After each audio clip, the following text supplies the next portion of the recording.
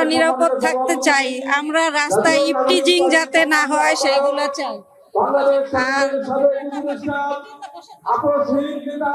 সমস্যা নাই, আমার মরণ হইলে মরণ হবে, সমস্যা নাই।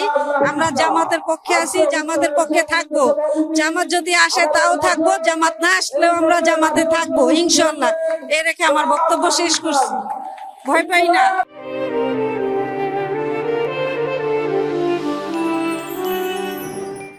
আমরা মহিলাদের আমাদের এনসিপির কর্তৃক মহিলাদের সংসদীয় আসন বৃদ্ধি এবং আমাদের মহিলাদের আরো নানা রকম অধিকার নিয়ে এনসিপি কাজ করছে, এবং মহিলা জোটের মধ্যে আমরা দেখতে পাচ্ছি যে মানে আপনার বিএনপি থেকে জামাতের ক্ষেত্রে আমাদের মহিলাদের সম্মান বলেন, আমাদের ইসলামিক দিক থেকে আমরা যেটা চাই আমাদের মহিলাদের জন্য একটা মানে একটা নিরাপদ একটা রাষ্ট্র তৈরি হোক, সেটা আমরা আশা করছি সেটা আমরা এনসিপি থেকে পাবো।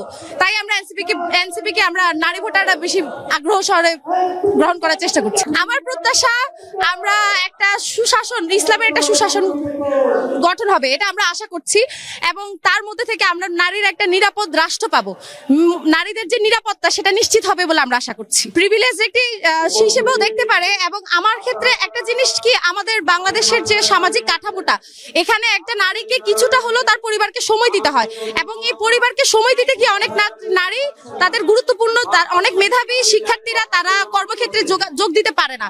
কিন্তু এই বিষয়টা যদি যোগ হয় তাহলে আমি মনে করি অনেক নারীরা তাদের সংসার, ঘরে বাহিরে দুটো দিককে সামলে তারা তাদের রাষ্ট্রের কাজে সহযোগিতা করতে পারবে, এবং আমরা অনেকগুলো মেধাবী নারী শিক্ষার্থীদেরকে আমরা হারানো থেকে আমাদের রাষ্ট্র পাবে। অনেক মেধাবী শিক্ষার্থীরা তারা কর্মসংস্থানের সুযোগ পাবে। একজন নারী রাজনীতিবিদ হিসেবে আমি মনে করি আপনার হচ্ছে যেহেতু আমাদের এখানে সংসদে আসন বৃদ্ধিরও আমাদের একটাই প্রস্তাবনা আছে, সেহেতু আমি মনে করি, এবং আমাদেরকে খুবই স্বাধীনভাবে আমাদেরকে এখানে রাজনৈতিক সুযোগ করে দেওয়া হচ্ছে, এবং আমরা নিজেদেরকে সিকিউর মনে করি, আমাদের নিজস্ব গণ্ডির মধ্যে থেকে আমরা আমাদের রাজনীতিটা করতে পারছি।